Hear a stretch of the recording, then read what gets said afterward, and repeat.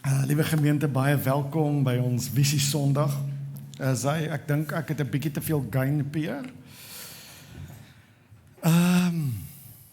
Wat sing ons? Dis die groot vraag, wat sing ons? Ek dink is uiters belangrik om hierdie vraag te antwoord. Daar is 'n groot vyand van Israel. Hulle slaan laar op en hulle veg teen Israel elke moontlike keer wat hulle kan. Hulle wil Israel uit die beloofde land uitwerp, uitdryf, wegjaag. Maar ons 'n probleem. Die vyande van Israel kry dit nie reg nie, want op elke plek waar hulle Israel wil aanval, dan wag Israel vir hulle daar, dan is hulle gereed. Hulle weet presies waar die vyand gaan aanval, dan staan hulle daar, dan is hulle gereed, dan oorval hulle die vyand. Die vyand se koning raak rasend. Hy sit met sy hande in sy hare. Hy laat al sy amptenare inkom en hy sê, een van julle is 'n spioen. Wie van julle is 'n spioen? Sê nie, ons is 'n spioen nie. Hy sê, hoe kan dit dan werk as ons in die geheim hulle hierdie kant aanval en wag hulle vir ons daar? As ons in die geheim van daai kant af aanval, dan wag hulle vir ons daar. Een van julle is 'n spioen. Een van die manne staan op, hy sê, nee, daar is 'n godsman in Israel. Sy naam is Elisa. Die Here wys vir hom ons planne. En dan vertel Elisa vir die Israelitiese weermag en dan weet hulle presies waar ons kom. Hoe veg ons hierteen? Hulle kry 'n idee. OK. Ons vind uit waar bly hy? Hulle vind uit waar bly Elisa en wat sy dorp en toe stuur hulle 'n hele leermag na daai dorp toe, na die stad toe om vir Elisa te gaan ontvoer. Want dan kan hy natuurlik, die Here praat nog steeds met hom, maar dan kan hy natuurlik vir Israeliete sê, dink hulle nou die Here is so beperk? As die Here dit reg kry, hulle dink om te ontvoer is die oplossing, maar hier's wat gebeur. Die oggend vroeg word Elisa se diensknegt wakker en hierdie scene speel voor hom af. Hy sien, hy word wakker en om die stad sal omring deur die vyand. Hulle wil Elisa vang en ontvoer. Hier's wat hy sê. Toe die dienaar van die man van God die volgende môre vroeg opstaan en na buite gaan, sien hy oral net troepe, perde, strydwaans. Benoud roep hy vir Elisa. Ag meneer, wat moet ons nou maak? Jy sien die diensknegt kyk met sy natuurlike oë en hy sien die dinge wat mense met natuurlike oë kan sien. En wat sien hy? Doodsgevaar. Elisa, ek voel dit amper so. Hy is eintlik so teleurgesteld. Ag Here. Hy sê,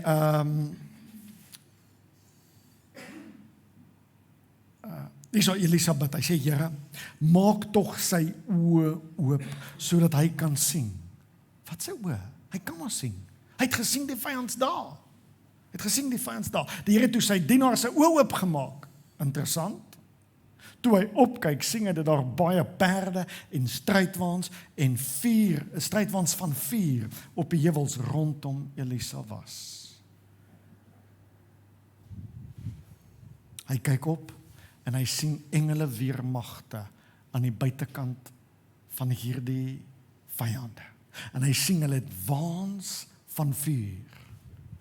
Dit is vir my 'n ongelooflike stuk. Is jy bewus daarvan, dat daar is verskriklik baie goeters in en om hierdie wêreld, wat nou 'n realiteit is, wat jy nie met jou oë kan sien nie? Is jy bewus daarvan? Is jy bewus daarvan, dat daar is wonderlike dinge, wat nou gebeur, om ons? En ons sien dit nie, ons kan dit nie waarneem nie. Maar is jy ook bewus daarvan, daar's doodsgevare om ons, wat ons dalk moet raak sien. Ons kan dit ook nie sien nie. Ons kan net sien wat ons met ons natuurlike oë sien. Dit lyk vir my, die Here het vir mense 2 stelle oë gegee. Nie 2 oë nie, ek kan sê, Jakob, ek het 2 oë. Nee, 2 stelle. Hy het 2 stelle oë. Dit lyk vir my, die Here sê vir hom, wat sien jy? En hy sien perde en strydwaans, en hy sien gevaar, en hy sien die vyand. En Elia sê, ag Here, maak tog dit sy. Ek dink jy staan, waarvan praat jy? My oë is oop, ek kan al sien wat julle sien. Die Here sê, nee. Daar is 'n ander stel oë, wat vir die meeste van ons nog toe is. Ons het hulle. En God kom en hy maak hy oë oop. Jy kan dit nie self oopmaak nie. Die natuurlike oë is al wat jy tot jou beskikking het. Maar dan kom God en hy maak hierdie oë oop en ons kan sien die onsienlike.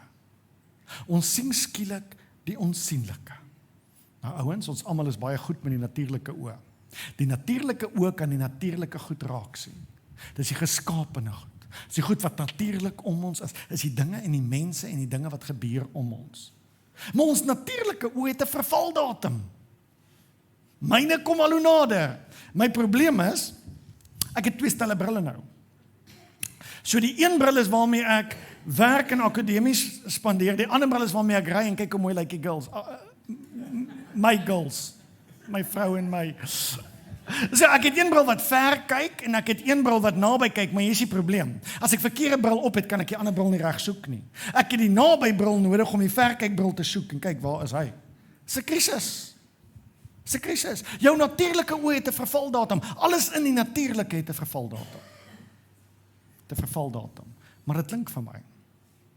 Dit klink vir my, daar is 'n tweede stel oë met geen vervaldatum nie. Wat goeters raak sien wat wonderlik is, wat onbeskryflik is vir woorde. Goeters wat nodig is vir ons om te sien, maar ons is blind. Ons sien dit nie raak nie. En hierdie geestelike goed wat ons nog nie kan sien nie. Wat ons nog nie kan sien nie. Ons kan ook nie daarteen presteer nie, ons kan ook nie daarteen reageer nie, want ons is onbewus van dit.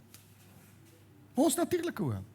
Die probleem is, as jy en ek op 'n plek kom waar ons glo, dit wat ek met my natuurlike oë sien is als wat daar is. As jy dit dink, dan trap jy in 'n lokval wat die duiwel vir jou wil stel. Die duiwel se grootste triek is vir mense laat besef, hy bestaan nie. As jy dit begin dink, dan trap jy in die lokval waarin jy is, want daar is verskriklik baie in die geestesrelm wat om ons elke dag aan die gang is.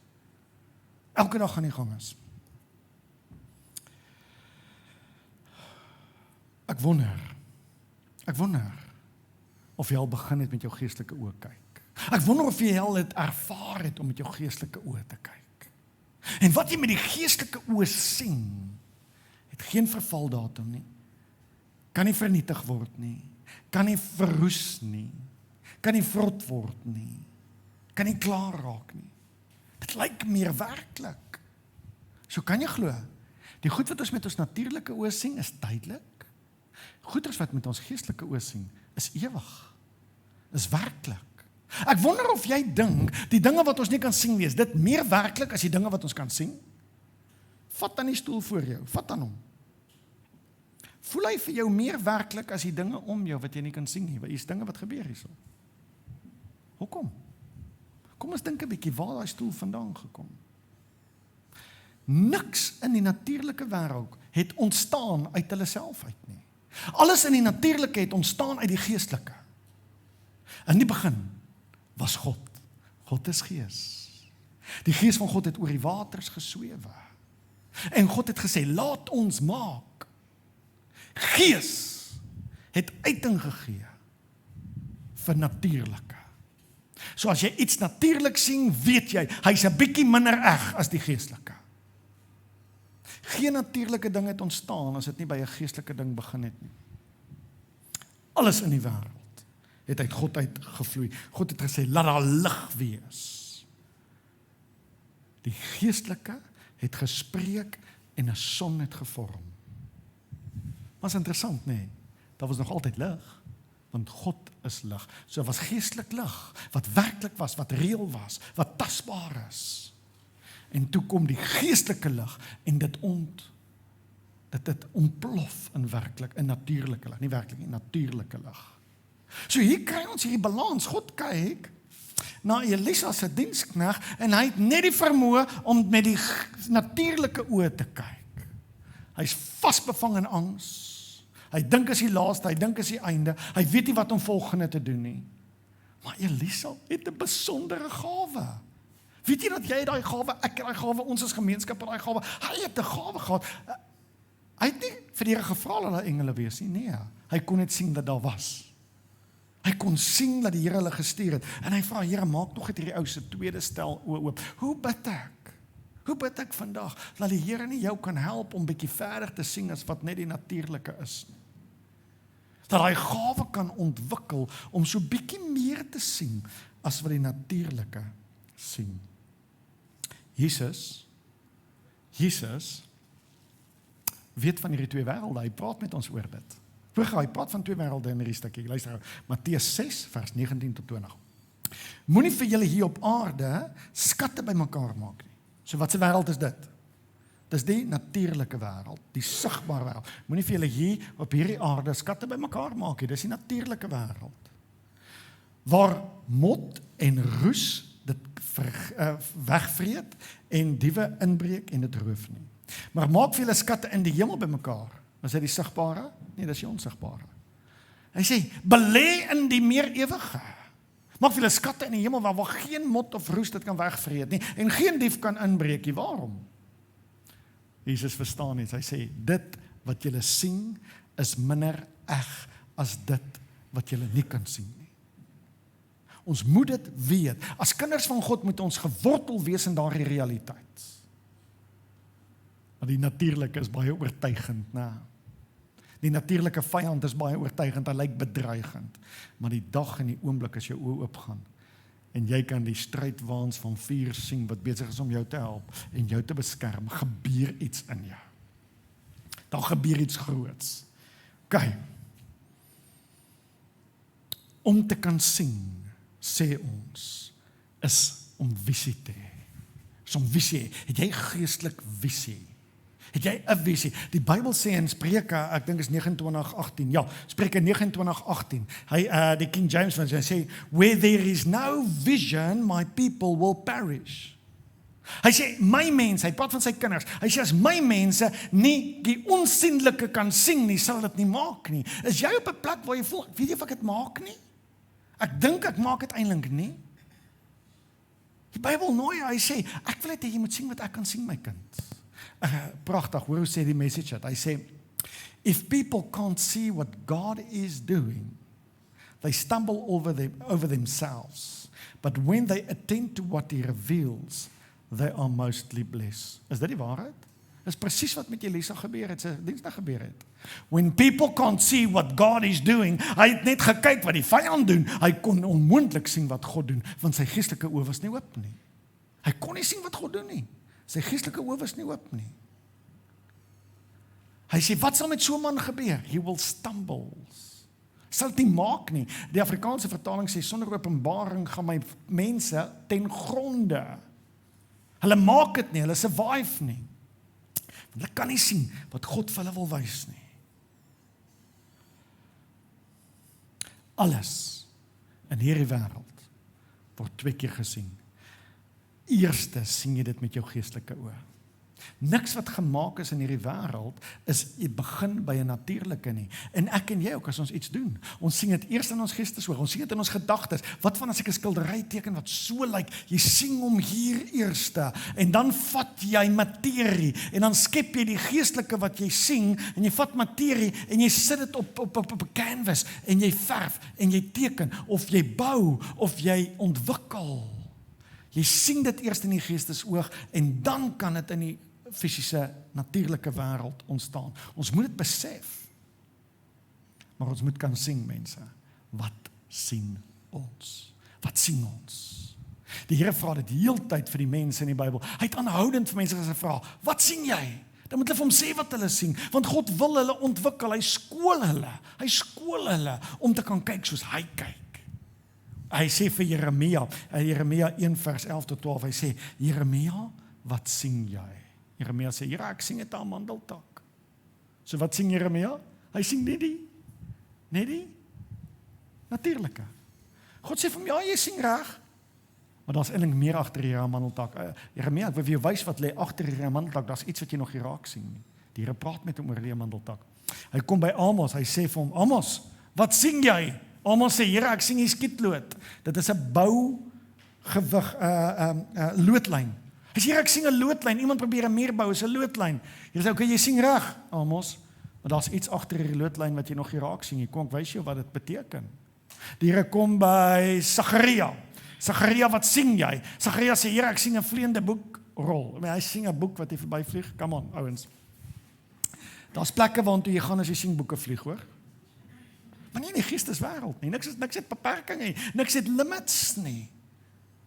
Oh, I love it. Esegiel, my favorite. Die Here vat Esegiel na 'n vallei toe. Hy sit hom in die middel van die vallei. Hy sê, kyk, Wat sien jy? Hy sê, Here, ek sien net 'n dooie klomp beendere, wit gebrand deur die son, daar's geen lewe nie. Die Here sê vir hom, is reg, is wat jy sien. Is wat jy sien. Maar wat van as ek vir jou sê, ek sien iets meer as net dooie bene? Esegiel sê, nee Here, dit kan seker nie wees nie. Die Here sê vir hom, kom ek wys jou, kan hierdie bene lewe? Hy vra vir hom, jy sien dooie bene, maar ek sien iets wat jy nog nie sien nie. Kan hierdie bene lewe? Hy sê, Here, net u weet. Hy het nie, waarom weet hy nie, julle? Want hy kan nie die onsienlike sien nie. Hy kan dit nie sien nie. Kan hierdie bene lewe? Jy sit in jou lewe. Jou budget lyk soos 'n klomp dooie beendere. Jou verhouding lyk soos 'n dal van doodskade weer. Jou gesondheid is net dood. En Here vra vir jou, wat sien jy? Jy sê, Here, ek sien dood, ek sien skade, ek sien ongeluk, ek sien verlies. Here sê, ja, jy sien reg, maar jy sien net die helfte. Kan ek vir jou wys wat ek sien? En Here sê vir Elisa, nou kyk, jy sê 'n amazingste ding vir my, en dit is waaroor ons praat vandag. Hy sê, Elisa, kom ek wys jou, ek en jy kan saamwerk om die onsienlike tot 'n werklikheid te roep. Maar mooi, ek en jy kan saamwerk om die onsienlike tot waarheid te roep. Hy sê, Elisa, Esegiel, kom profeteer jy nou oor hierdie bene, spreek oor hulle, spreek dat hulle sal lewendig word, spreek dat hulle sal vel oorkry, spier oorkry, senuwee kry, spreek dat die wind van God in hulle gees sal inkom en hulle goed sal opstaan en dat dit 'n massa volk van God sal word. En hy kom bewerig en hy begin spreek en die bene kom by mekaar. En die bene gaan elkeen na die plek toe waar hy moet kom. En die seëninge maak en groei uit hierdie dooie bene uit. En toe die seëninge daar is, toe kom daar spier oor hierdie bene. En daar kom vel oor hierdie bene. En God se asem vloei in hierdie dooie bene uit. En dit staan op en is 'n magtige weermag van God. Maar, as ons nie gekyk het wat God sien nie, as ons net natuurlik gekyk het, was dit net 'n dal van doodskade weer. Hoe werk dit? Hoe werk dit fisies as ons 'n visie vir die Here het? Hoe werk dit? Die Here wys vir ons iets wat kan wees wat nie is nie. Ons sien iets met geestelike oë wat nie bestaan nie, asof dit bestaan. Meeste mense dink ons is mal, ons is dom. Dis so dit werk. Ja, hoe werk dit? 2 voorbeelde, waarvan julle almal betrokke was. 2 voorbeelde. Daar was 'n dag waar ons ouderlinge, daar waar nou paving is, was daar nie paving, het was moddergrond, net hier voor by die hek. Daai hek was nie daar nie. Hierdie was 'n bouval van 'n gebou. Hy was vol water, sy vloere was vrot. Die gebou se elektrisiteit was shut. Ons het al reeds, net vir julle sê, mense weet nie, hierdie gebou het 'n brief gekry dat hy moet toegemaak word want sy elektrisiteit was korrup. Dit was nie reg nie. So daar was al reeds die maatskappy hier binnekant moes bewys, hulle moes alles regmaak. Die plek was 'n bouval. En daar was 'n groep ouderlinge wat hier buite gestaan het. Ons het deur hierdie erf gestap. Julle, ek weet nie of hulle gesien het wat ek gesien het nie. Ek het vervalle gesien, ek het 'n stuk in 'n dak gesien, ek het 'n stuk in 'n vloer gesien, ek het mure gesien wat aaklig en lelik is. Ons het 'n terrein gesien waar daar net modder en gemors en bouval stukke goed wat gebou was wat net dilapidated was. Ons klomp ouderlinge staan saam en ons vat hande en ons bid net hiervoor. En soos een man sê ons sien daar's lewe op hierdie grond. Daar is lewe op hierdie grond. Ons het dit in die geestesoog gesien, daar's lewe op hierdie grond. Ons het in 'n halfuur se tyd 'n besluit gemaak. Ons koop. Julle, mense sê, is julle mal? Het julle die plek gesien? Weet julle wat gaan dit kos? Ek dink die Here het vir my 2 baie bekwame manne gegee wat finansies aanbetref. Ek dalk nie so bekwaam nie, want as ek geweet het wat dit gaan kos, dan sou ek gesê het nee. Ek sou gesê het nee, my geloof is dalk te klein. Julle, daar was 'n ander geleentheid gewees. Ons sit as al ons leiers kom bymekaar met ons bedieningsleiers. Ons het 'n huurder hier binne en ons moet uit ons kerk daai kant. Ons moet 'n minimum van 500,000 hier spandeer. 500,000 hier spandeer, sodat ons kan intrek hier, want ons gaan binnekort sonder 'n plek wees daar. Ons het dit nie. Al die bedieningsleiers kom by mekaar en eendragtig kom die Gees in daai vergadering in. Hy werk in ons hart en ons gees en ons almal unanimous begin opsê die Here gaan dit doen. Ons sien 'n gebou waar community gaan by mekaar kom. Ons sien dat die Here dit gaan doen. Ons kon die einde sien. Ons het besluite gemaak nie op wat die natuurlike oog sien nie, want finansiëel kon ons dit nie bekostig om hier in te trek nie. Maar ons het gesien die onsienlike. Dit het ons krag gegee. Dit het ons geloof gegee. En ons het opgestaan. Weet jy dat daai selfde ding kan in jou lewe werk? Vra vir die Here om vir jou die onsienlike te wys in jou eie wêreld. Vra vir die Here om jou geestelike oë oop te maak, sodat jy kan sien waarmee hy besig is in jou eie lewe. Die Here het vir al hierdie manne in die Bybel gevra, wat sien jy? En die Here vra vir Roeg gemeente, wat sien jy? En ek deel vandag met julle, wat sien ons? Ons sien baie. In die eerste plek sien ons. Dit is die grootste ding. Ons sien 'n gemeenskap, 'n bediening waar mense God kan ontmoet. Maar hoor baie mooi wat ek sê, ontmoet. Nie net van God hoor nie. Dit is twee groot verskillende goed. Ek kom agter vir 'n baie lang ruk in my lewe het ek van God gehoor. Daar's min kere waar ek hom ontmoet het. As enigiemand vir my sê, en enigiemand vir my vertel van iemand, lou aan my vertel van iemand, ek dink hier is 'n great ou, ek hoor so baie van hierdie ou, maar ek weet nog niks van daai ou, tot ek hom nie ontmoet het nie. Baie van ons is okay om net te hoor van God, ons hoor van God, maar die dag as jy hom ontmoet, gebeur iets, jy skuif, jou hele wêreld verander. Daar is die pragtigste storie in die Bybel, dis die storie van Abraham en Sarah, dis 'n bietjie 'n X-rated storie. Skus, maar is in die Bybel, ek mag dit seker vertel. So Sarah kan nie swanger word nie. Sarah kan nie swanger word nie. En Abraham weet hy moet 'n massiewe nageslag hê. Massiewe nageslag en hy weet nie hoe gaan hy dit regkry nie. Sarah kom toe by hom en sê, "Jette my man, ek weet jy gaan hierdie werk nie. Want obviously is ek nie vrugbaar nie. Vat my slavin en bewerk 'n kind by haar. Ek wil nie weet hoe het my kontrak teken, hoe werk hierdie ding nie. Ek wil ook nie weet nie, Here, U hanteer daai deel. Maar wat ek gesien het, is toe word daar 'n kind gebore, sy naam is Ishmael. So sy is nog swanger met hierdie kind. En toe begin sy nou voel, maar sy is bietjie beter as Sarah. Sy is bietjie hoogmoedig, sy kyk neer op Sarah. Sy luister nie meer vir Sarah nie. Waarom? Want ek's nou die geliefde slavin wat Abraham 'n kind by verwek het. En Sarah jaag haar weg. Sy klaar met jou girl, en hierdie huis werk dit nie so nie. Hier gaan dit nie so werk nie. Sy hardloop weg, sy sit in die middel van die woestyn. Ding het vir haar uiters skeef geloop. Sy het nie gevra vir hierdie nie. Ding het 'n gemors geraak in haar lewe. Sy sit, sy's gereed eintlik om dood te gaan. En die Bybel sê hierdie mooiste deel. En die Here kom, en 'n engel van die Here kom begin met haar praat. En sy kry iets, en hoor wat sê sy, hoor wat sê sy. Van toe af het Hagar, die Here wat met haar gepraat het, genoem. Hoor wat noem sy hierdie Here wat met haar gepraat het? Sy het hierdie naam gegee vir hom, nadat sy hom ontmoet het. Sy het iets geweet van hom, hoor wat sê sy?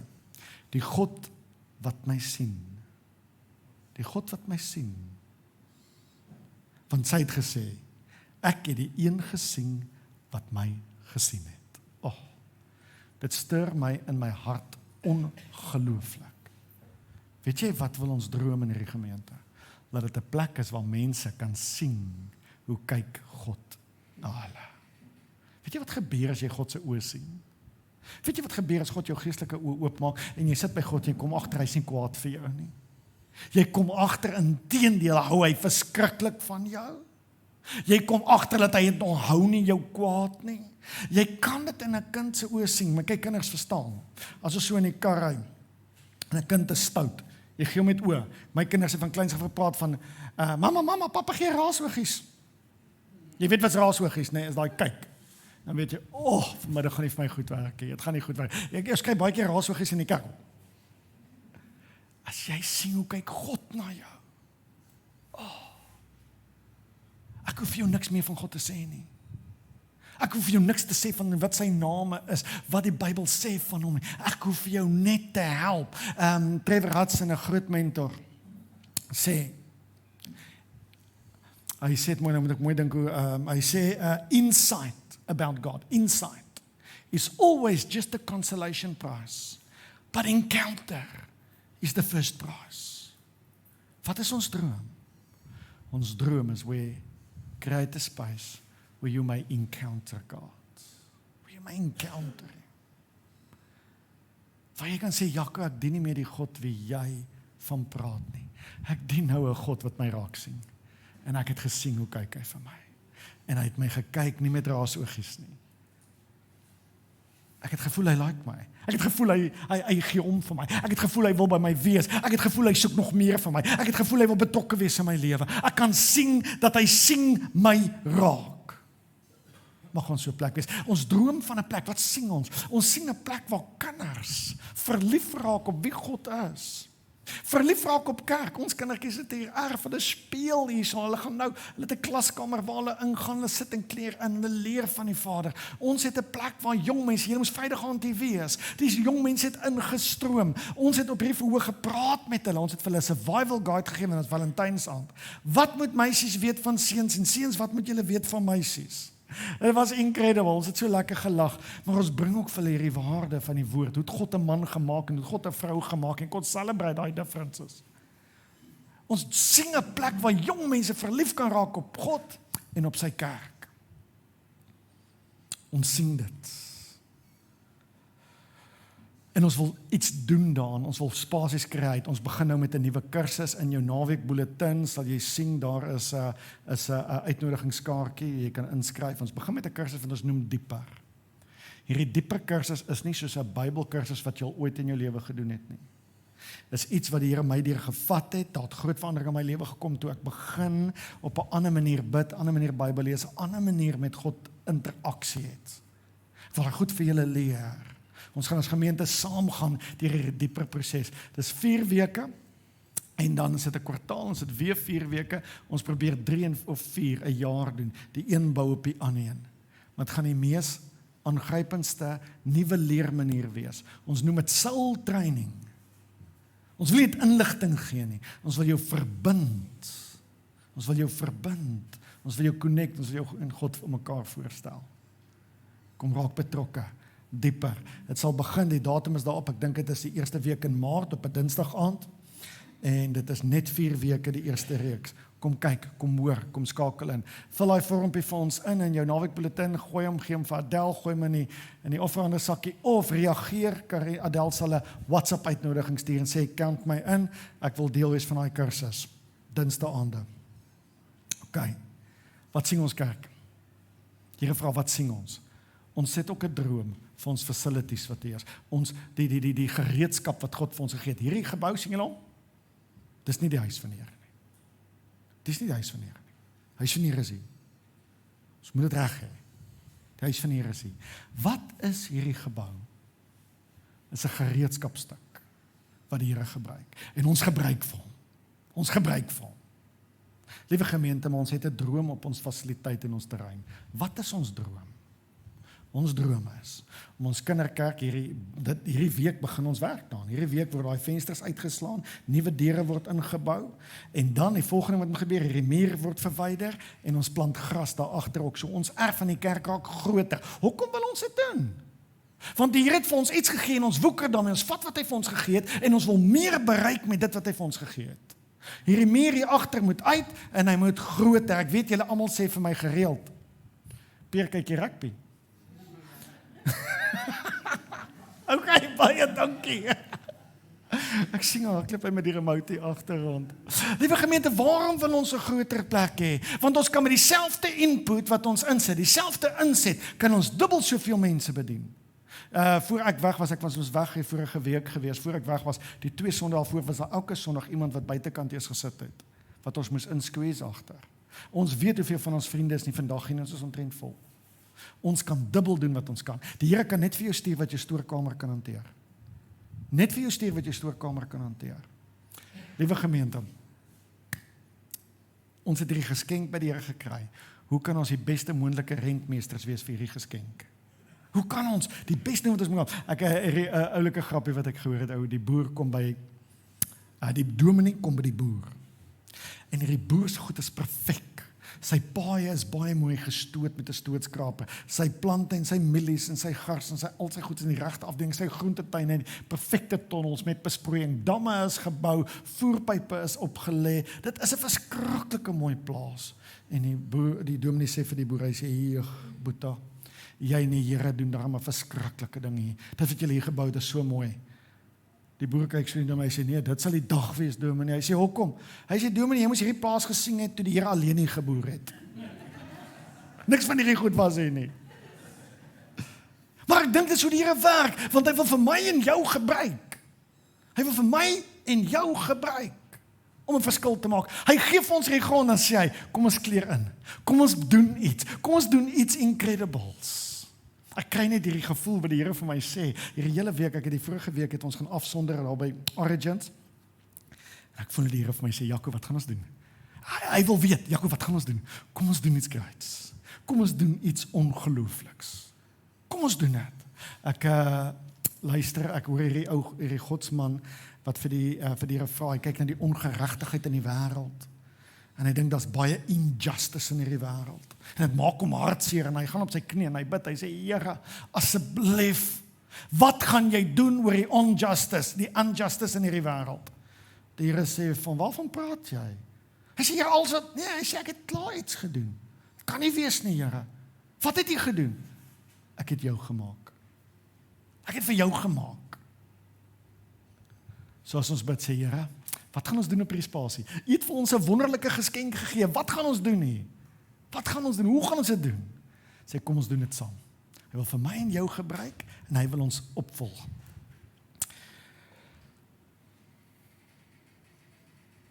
Ek het hierdie droom dat ons hierdie jaar hierdie kerk kan uitbrei. Liewe gemeente, ons het net om in perspektief gesit, waar ons laas jaar, waar ons R500,000 insamel, om hierdie gebou te kry en die fasiliteit en die terrein te kry waar ons is. Kan ek gou vir julle sê, wat het ons spandeer?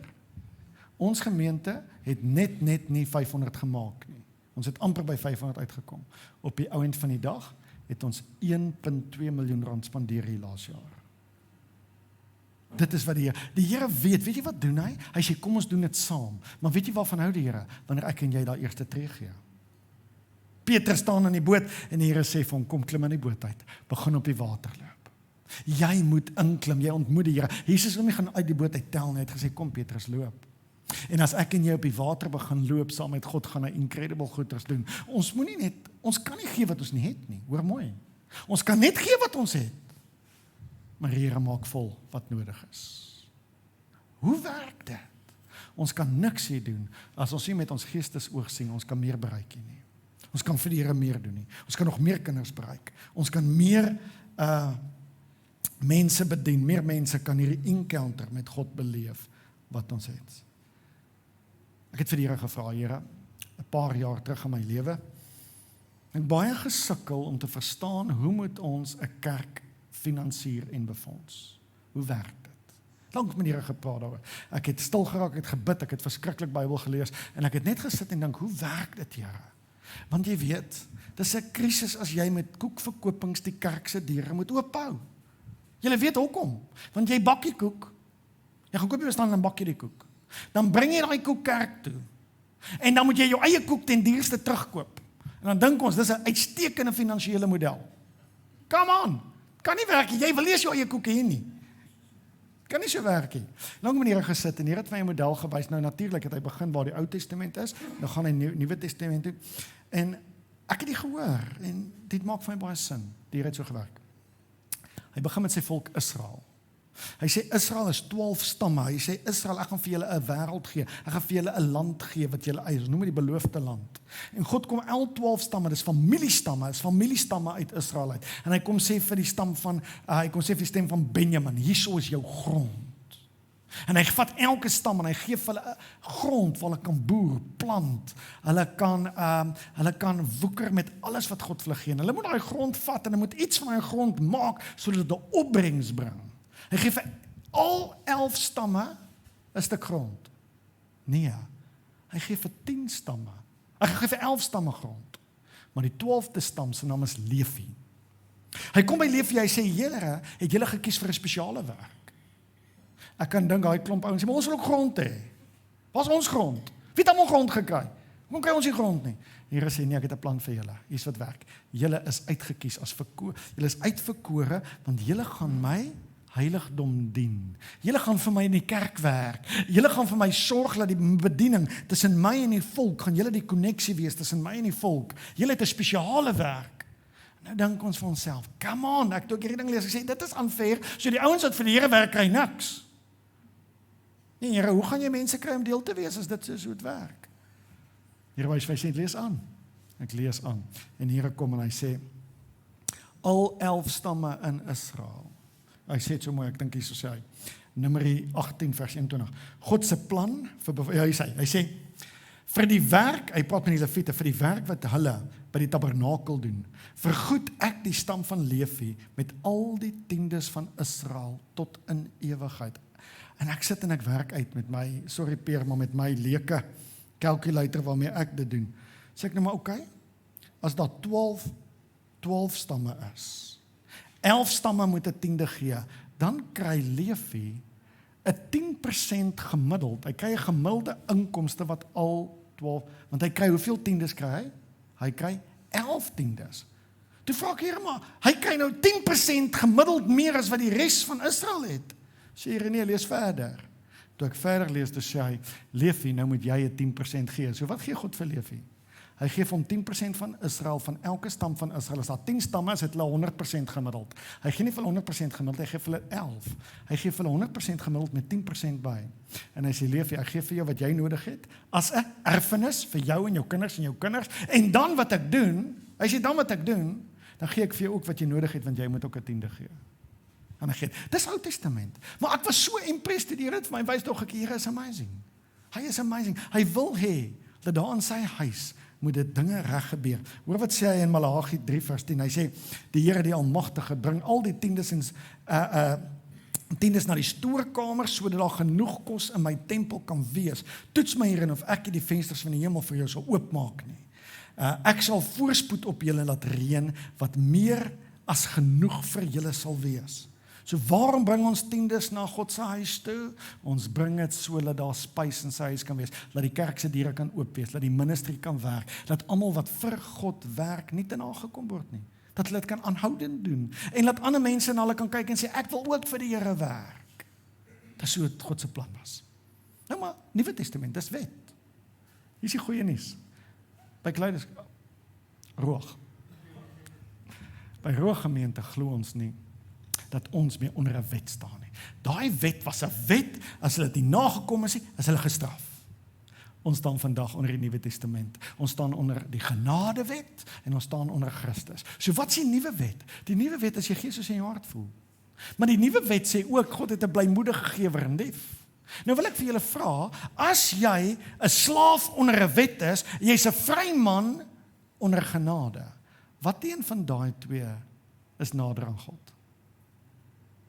Die een wat vrygekoop is.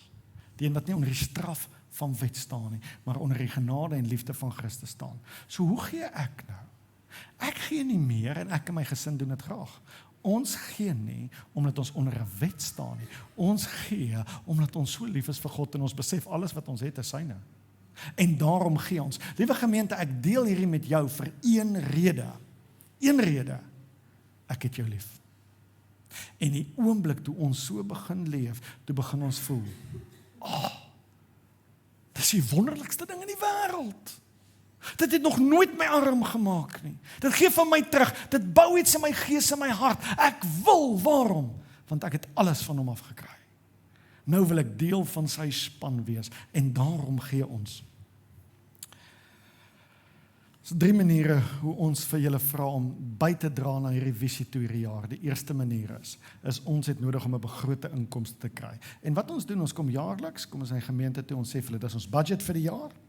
Ons begroot om hierdie volgende te doen, en dan nou maak jy 'n begrote bydrae. Begrote bydrae.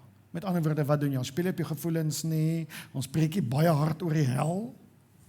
En hoe lekker dit nie is nie. Ons het die special effects wat kool uit die dak uitgooi en dat ons nou die regtig die emosie opjaag. Rudy, ons doen dit nie meer nie, nee. Ons het nou aircons, sing, ons het nou aircons, ons hou jou weg van die hel af eers. Liewe gemeente, ons glo dat die Here werk in julle harte soos hy in ons harte werk. So ons vra dat jy 'n begrote bydrae sal maak. Jy gaan sit, jy gaan bid, jy gaan kyk na jou eie budget. Dalk het jy nog nie 'n budget nie. Dit is 'n goeie tyd om te begin om 'n budget te hê. Glo my, dit help. Glo my, dit help. En dan vra ons 'n begrote bydrae en dan kan ons gemeente begroot op wat kan ons aanpak, wat kan ons doen. Okay, so dis die eerste manier. Tweede manier.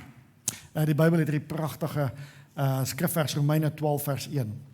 Nou wil ek julle baie ernstig vra. Joh, hy's ernstig. Paulus is ernstig. Broers en susters, as julle dink aan alles wat God in sy groot barmhartigheid vir julle gedoen het, gee dan julleself aan hom as 'n lewendige en 'n heilige offer. Wat moet jy gee? Jou geld? Ja, dis 'n ander skrif. Gee jouself. Gee jouself as 'n lewendige en 'n heilige offer. Dit is die soort offer waarvan hy hou en wat julle diens aan God werklik sinvol maak. So as twee maniere. Ons dra by dat die finansiële behoeftes van die kerk nagekom word. Maar tweedens, ek gee myself as 'n heilige offer aan God, myself. My hande, my voete, my stem, ek gee dit aan God. Met ander woorde, hy sê, dit is julle redelike diens teenoor God wat julle so baie gegee het. Ons soek nie net jou geld nie. Ons wil jy moet deel van 'n span raak wat iets ongeloofliks vir die Here doen. Kan jy hoor die Here vra, wat sien ons? Kom ons doen iets groots. Kom raak betrokke, kom raak deel. Daar waar jy iets doen, haal 'n druk van ons ander span af. Ons kan meer bereik, ons kan verder gaan en ons kan groter vir die Here doen. So, ons gaan nou sê, hoe kan jy betrokke raak by meer bediening, by plekke waar jy kan diens lewer en by plekke waar jy kan voel, al is ek net 'n asem daar, kan dit 'n verskil maak. Daar's iets wat jy kan doen en 'n groot verskil maak. En dan laastens, droom en bid saam met ons. As die Here jou in staat stel, dra by vir ons, bou vir ons. Ons wil 2 goed klaarmaak vir hierdie jaar. Die kinderkerk wat eintlik môre begin, werk ons aan om ons kort nog 'n klein bietjie om die kinderkerk heeltemal klaar te maak. En dan wil ons die gebou verdubbel, verleng agtertoe. Om dit reg te kry, liewe gemeente, ons het klaar fondasies gegrou. Daar's klaar sement in die fondasies, is 2 mure opbou, 'n dak opsit en 1 muur uitbreek. As ek vir julle sê, dis 'n fraksie van wat ons laas jaar moes doen. Ons is nie meer wie ons laas jaar was nie. Ons het gegroei in geloof. Ons is meer mense wat by ons deel is en by ons betrokke is. Ek wil hê ons moet met confidence uitkyk wat kan gebeur. En ons gaan na julle toe terugkom met detail. Ons wil net so lank sê, die boufonds maak ons oop vandag. So jy gee jou tiendes in jou offergawe, gee ietsie van jouself en dra by tot ons boufonds. Sodat ons ongelooflike impak kan hê op hierdie terrein en ons kan dit ten volle gebruik. Ons wil nie net sê wat ons sien nie, ons wil goeie stewards wees en ons wil ook graag terugvoer gee. So, Ian, Peer en Jeliska gaan vir ons nou gou net deel hoe kan ons involve raak. Ian gaan vir ons finansiële Ian en Peer gee ons vinnige finansiële terugvoer. Ek wil net hê julle moet ook sien, dis goeie nuus. Kyk wat doen die Here en kyk waar kom ons vandaan. Dankie Ian.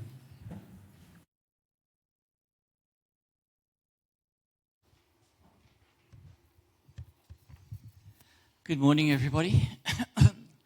I stand before you this morning really excited. You will understand my excitement, I believe, in these couple of minutes that I share with you. But there are a lot of new people in this place here today, so I just want to give you the structure where we are, so you can understand what the structure is. This is the structure. We have Ruach Congregation, which is a non-profit organization or company. Ruach Congregation has 3 directors. Those directors are Yaku, Pierre, and myself. Then we have a property company called Nanini 170 Pty Limited. Nanini 170 has 3 directors, Yaku, Pierre, and myself. All the assets, as you see them here, the grounds, etc., all are in Nanini 170. And the shareholder of Nanini 170 is Ruach Congregation. So, Ruach Congregation owns all the shares in Nanini, and all the assets are in the property company. The reason we did that is because both entities are separate legal entities. Being a non-profit organization, we obviously take where we do not have to pay taxes, and where it comes to the residential properties, we'll end up with something called capital gains tax and that type of situation. So there's residential income on the one side. We are registered for VAT and all these situations. We have to be compliant in terms of the land, the laws of the land and South African Revenue Services, etc. All of our books are audited every year. They are compliant. We get checked out. So just understand that all of those things are up to date. I really want you to get excited here this morning. In that structure and that management structure are the 5 elders of the church. That is Yaku, it is Pierre, it is Rudy, it is Marie, and it is myself. So we sit as a commission in making these decisions. I want to thank you this morning for what you as a church and congregation did for us in certainly this year and the years that have passed. You've made our jobs really easy. There were times where we had really little faith, that I can assure you. But we have a God that we serve that is wonderful, and He has done great things in this place. Let me go to the second section, assets under management. The asset value of the church and all the instrumentation is 7.3 million rand. That is what this value, the ground, the building, the sound instrumentation, and everything here is worth 7.3 million. That is all recorded. It's all in asset registers. It's all accounted for where it comes to what we call wear and tear and depreciation. And that's obviously, if you really think about 7.3 million, in 2015, the asset value of this church was 130,000 rand. I want to take you down this road just briefly. 2017, we had the fires. I can tell you, in all sincerity, that in 2017, our finances were in dire straits. Then, in this interim, we'll end up with COVID. And really, the knock-on effect of COVID wasn't only for a year, because I can tell you in the year of COVID, first of all, we didn't hold church for 3 months. We had to go totally online. We literally had no money to do that, but God provided for us. We went online, and I can tell you that in that year, we effectively were running on a shortfall of cash between 20 and 30,000 rand a month. Yet, we land up here this morning where I can confidently share with you that this institution is worth 7.3 million rand. I want to say something to you about income here. And we welcome everybody in this place. This is what I want to tell you. If you tithe to this church, and it's the first time you tithe, we see your name, we map your name, and your name becomes tithe or tinder in our books of account. When we look at reports, we see nobody's name. Family, what you give to this church is purely a position between yourself and the Lord Jesus Christ. It's a position where your heart is. So we don't look at individuals to say, oh, that one's going to give you that and that one's going to. I can assure you, those reports, all they say is tinders. We think you have beautiful names, but it's a position between you and Christ. not what we think.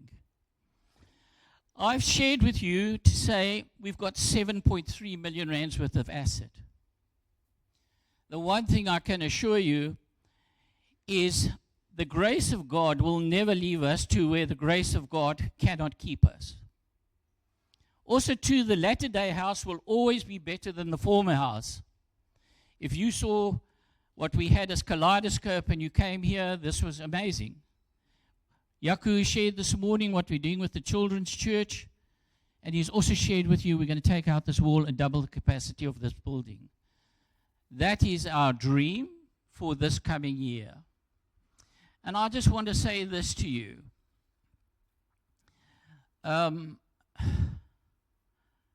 I truly believe that everybody that is here today is here by divine appointment. Contrary to all expectation, perhaps you're wondering why you're here today. This is why I say that to you. Ever since I've been part of this church and walked the road with Yaku, wherever things have happened and we needed wisdom, we had our ranks added too. Let me tell you the story. Yaku and myself started to walk this road, and there were other people that are in this church here this morning that were before us, in 2014. When we walked that road, and Yaku shared with me, and I shared with Yaku, there were things in our church that were not correct. And in that discussion, it came out, we said we had to get our own house into order. We couldn't, I believed, and I believe Yaku also believed, we could not move forward without our own house being in order. We got that in I believe we got that right, and then we had limitations on that. And then we got blessed with Michelle and with Pierre, because we needed to expand that situation. And then Rudy and Madeleine, and then Marie and Almarie got added to the ranks, and many of you got added to the ranks. You are here by divine appointment. God wants to use you in His kingdom. We've got 7.3 million rands worth of assets. It can be worth nothing if we do not enhance ministry. We have got to use this asset to the glorification of the Lord Jesus Christ. I want to say to you this morning, we need to be proud, and we can be prideful this morning, but it is a pride of humility, because look what our Lord has done in this place. He's done great things here, and I know in my heart of my heart, and what we share with everybody, He's going to do even greater things in this place. I just want to say this to you. When it comes to operational expenditure for 2025 and 2026, what does that mean? The running expenses that we've done in projecting cash flows for the coming 12 months works out to 130,000 rand per month. That pays all our expenses. We need to pay rates and taxes here.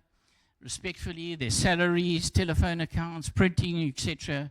That cost to run that is 130,000 rand. That's planned for this year. It does not include the residential side or the property company.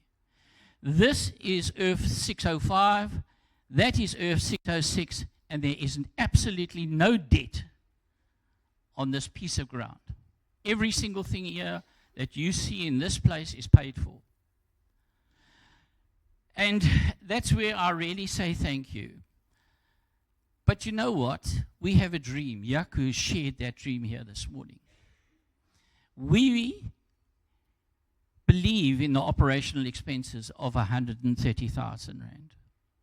But we also believe we'd like to push that dream to 150. We also don't want to come to the church and say to the church, we need this and we need that financially, and then Yaku has to do a service or a sermon upon finance every 2 or 3 months. That is not what we do here. And there is no pressure on anybody in this place that needs to come here to say, I've got to give, I need money. I can tell you it is furthest from our thoughts. This is a place where you come to, you worship God, you build your relationship, you seek your destiny, and you enhance the different ministries. Thank you so much.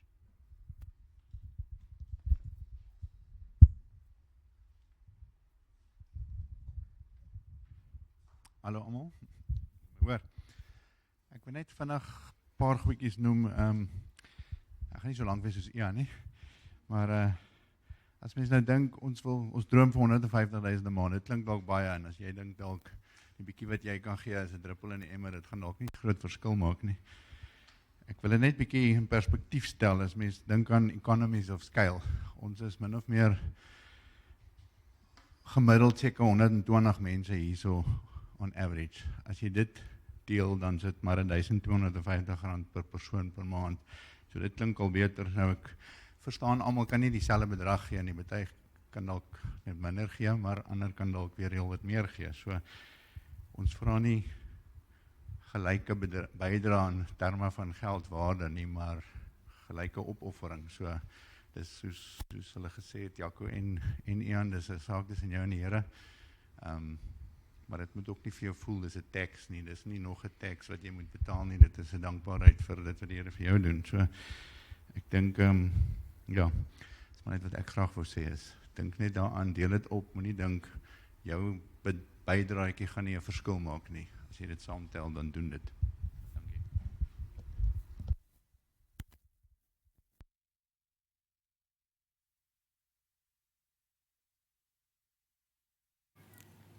Julle kan sekerlik sien dat ons gemeente se finansies in goeie hande is, mense wat kundig is en weet wat om te doen, hulle bestuur dit ook vir ons baie goed. Liewe gemeente, ons maak klaar. Ek wil geleentheid vir Jeliska gee om gou te praat oor hoe kan jy betrokke raak by bediening, en dan gaan ons na die finale deel toe gaan. Dankie Jeliska.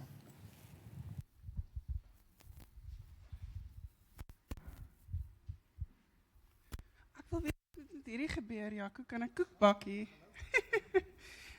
Ek gaan net vir julle deur die lysie gaan van bedieninge waar jy betrokke kan raak. So, daar is baie verskillende goed, ek gaan dit als noem, maar julle sal sien daar buite is sulke lekker blaadjies wat presies verduidelik.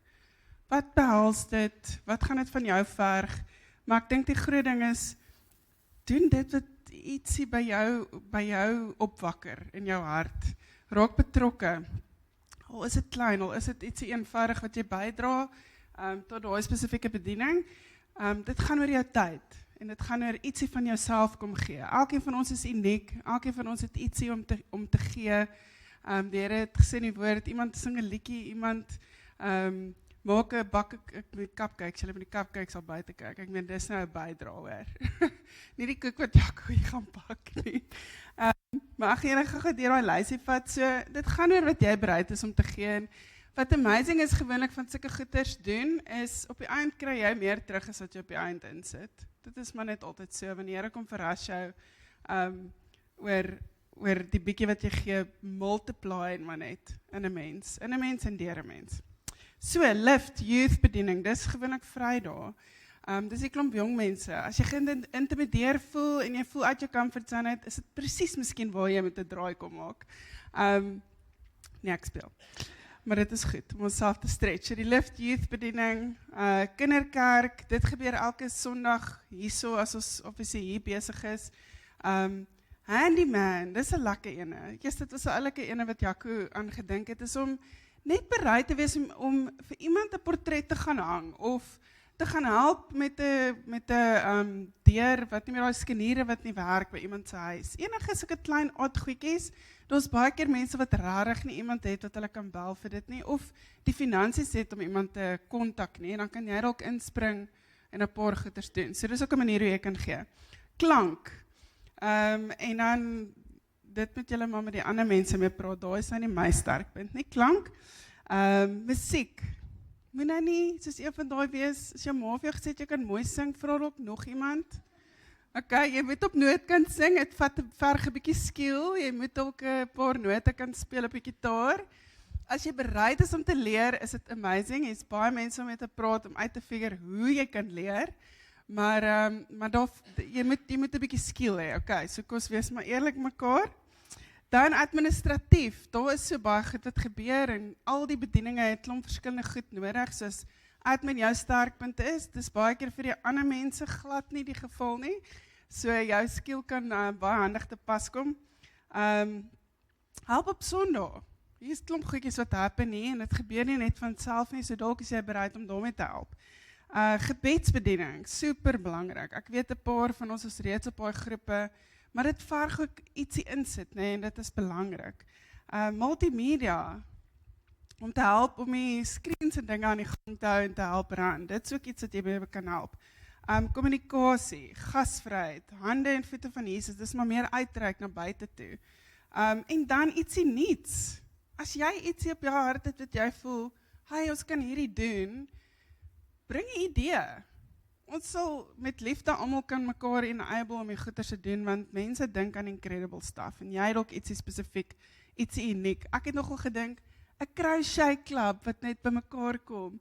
Ek love it, ek's jonk, ek weet, dis dalk bietjie vreemd, maar ek weet nie, gaan sit en kuier en crochet en oor die Here gesels, hoekom nie? So dit kan ietsie eenvoudig wees, dit hoef nie noodwendig 'n hoë geestelike ding te wees, maar as jy kan dink aan 'n groep of een of ander iets, asseblief kom share, en dan gryp vir julle blaadjies daar buite, asseblief, en dan heel aan die agterkant, kan jy jou besonderhede invul, en daar's 'n boksie, jy kan hom indrop, as jy eers oor wil bid, en bietjie wil besin waar jy wil betrokke raak, dan kan jy dit net volgende week saambring.